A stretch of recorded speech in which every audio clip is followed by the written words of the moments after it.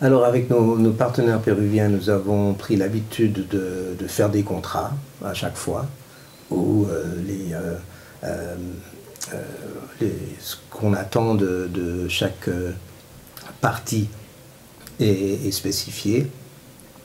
Euh, Nous essayons toujours de nous tenir à ce qui est établi dans le contrat. Finalement, ces contrats sont assez utiles parce que dans le doute, il suffit de regarder le contrat pour savoir quand est-ce qu'un rapport est dû et ainsi de suite.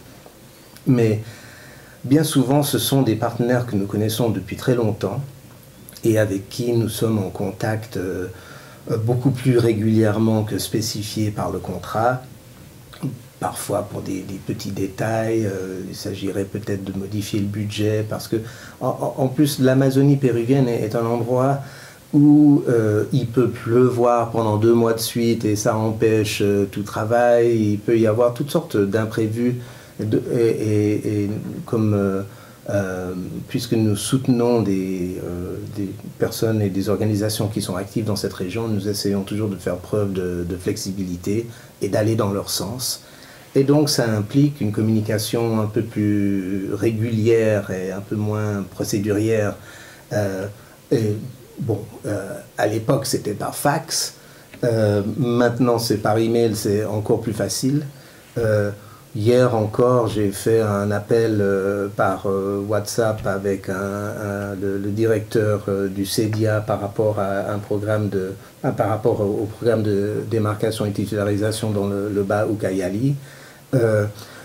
Nous sommes encore en pandémie, le projet a été retardé de 2 mois parce que les fonctionnaires du ministère de l'Agriculture qui auraient dû intervenir dans le dernier trimestre de ce projet ont été interdits de déplacement par le ministère. Et donc il s'est agi de prolonger la première année du projet pour pouvoir accommoder cela. Et donc finalement, on est souvent en train c'est pas une communication quotidienne, mais presque, ouais, disons 2 fois par mois, où on échange. Avec le projet Matses, où les Matses habitant dans un endroit assez isolé, le temps que les représentants d'AKT aillent sur place, fassent le travail, reviennent, ça impliquait plutôt une communication plus espacée, disons tous les 2 mois, alors que ce qui était spécifié dans le contrat était autour de tous les 6 mois.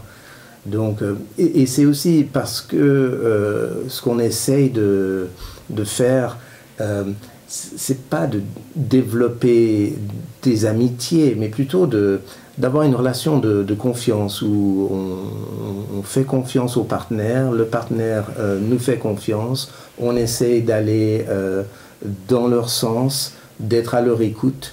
Et finalement, ça finit par développer une communication, une sorte de bonne intelligence.